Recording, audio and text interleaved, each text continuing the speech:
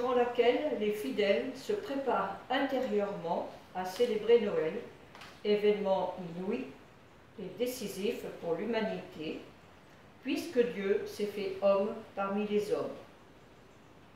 De sa naissance à sa mort sur la croix, il a partagé en tout la condition humaine. Les chrétiens veulent ainsi marquer leur espérance en Dieu.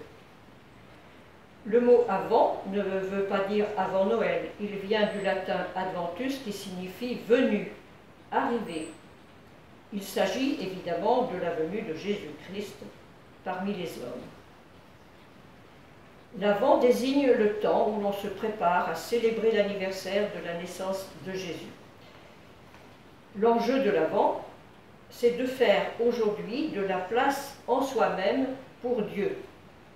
Est-ce que je m'adresse à Dieu dans ma journée? Est-ce que je l'associe à ma vie, à mes choix? Est-ce que je cherche à vivre selon l'amour de Dieu révélé en Jésus? Le Christ transforme la vie de ceux qui veulent vivre de sa vie. Encore faut-il le vouloir. Alors, comment préparer l'Avent en famille ou avec les amis, les voisins? Outre la préparation d'une belle couronne portant 4 bougies que l'on allumera l'une après l'autre chaque dimanche précédant Noël, on peut aussi préparer une crèche dans laquelle on placera Marie, Joseph et l'enfant Jésus le moment venu. On réfléchit aussi aux cadeaux à prévoir pour tous ceux que l'on aime. Recevoir un cadeau est facile, faire un cadeau est plus difficile. Cela engage un peu notre propre vie. Il y a des solidarités que nous pouvons assumer dans notre vie. Cela pourrait être un sourire, un geste de partage, une visite, plus de compréhension les uns envers les autres. Après vous avoir donné quelques pistes de cadeaux, passons aux actions des enfants. Certains enfants écrivent leurs lettres au Père Noël, qui nous paraissent très touchantes.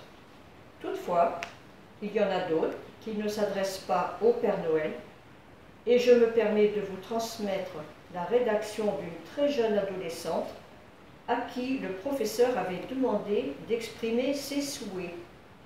Ce n'était pas spécialement pour Noël, mais je m'autorise à la diffuser aujourd'hui, dans cette période tellement troublée par les guerres et catastrophes en tout genre, éprouvant le monde entier.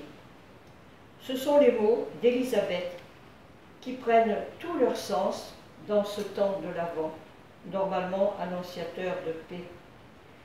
Elle nous émeut beaucoup cette rédaction, car il ne s'agit pas là de commander poupées ou dinettes comme cadeau de Noël, mais bien plus de sauver le monde. Transformer ce monde déchiré en un monde de paix. Et c'est très fort, puissant, de la part d'une adolescente déjà bien consciente du monde dans lequel elle vit et devra vivre si rien ne change.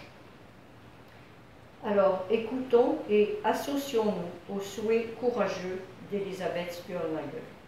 Je veux une balance bleue comme la mer, elle doit être égale. Je voudrais une gomme pleine de joie, qu'elle efface guerre et conflit. Il faudrait un nounours tout doux pour nous prendre la peur. Je veux un crayon avec une mine d'espoir pour écrire les pages du futur. Il faut un peintre pour dessiner une nouvelle vie et un écrivain pour l'écrire.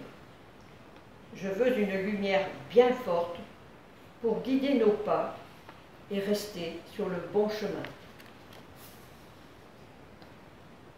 Et pour rejoindre Élisabeth, notre rêve de paix universelle, comme l'indiquent certains textes liturgiques, serait une paix sans fin, une terre où le loup habiterait avec l'agneau,